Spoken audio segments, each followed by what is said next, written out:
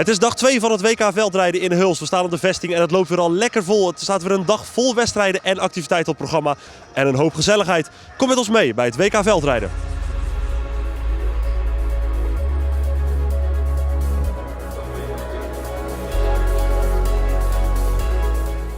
Ja, hebben jullie er een beetje zin in vandaag? Jazeker, we hebben er heel veel zin in. Ik kijk er al een jaar naar uit.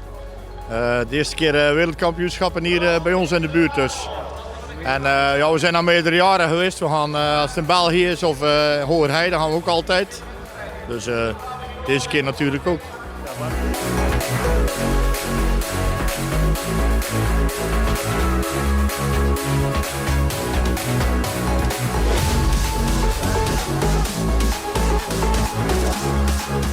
Waar kijken jullie het meest naar uit vandaag?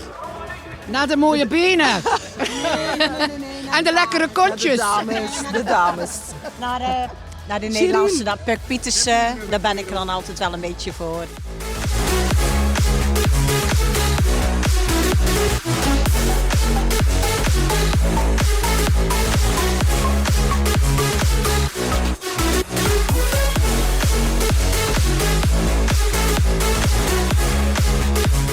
Ja, dat moet bijzonder zijn. Mogen optreden bij het WK veldrijden in Hulst. Ja, dat is zeker bijzonder voor ons. We zijn ook zeer vereerd dat we daarvoor uitgenodigd zijn. Ja, dat klopt. Mogen jullie hier het hele weekend staan? Nou, alleen vandaag spelen wij. Hè. Dus met nog een andere band en morgen spelen we 2 andere bands. Ook allemaal uit Hulst. Probeer dan stiekem nog wel mee te krijgen van de wedstrijden die plaatsvinden? Zeker, we gaan zo wel even kijken. Ja, op schermen kunnen we het natuurlijk ook mee volgen. Dus ja. Veel plezier dit weekend. Oké, dankjewel. Jullie ook.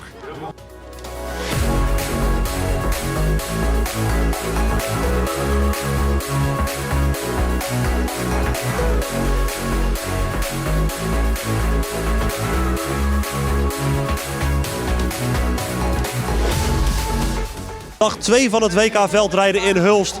Morgen op zondag zijn we terug met de laatste dag. Wederom vol actie. En dan hadden we vandaag ook actie, gezelligheid en dat wordt morgen waarschijnlijk nog veel meer. Dus graag tot dan!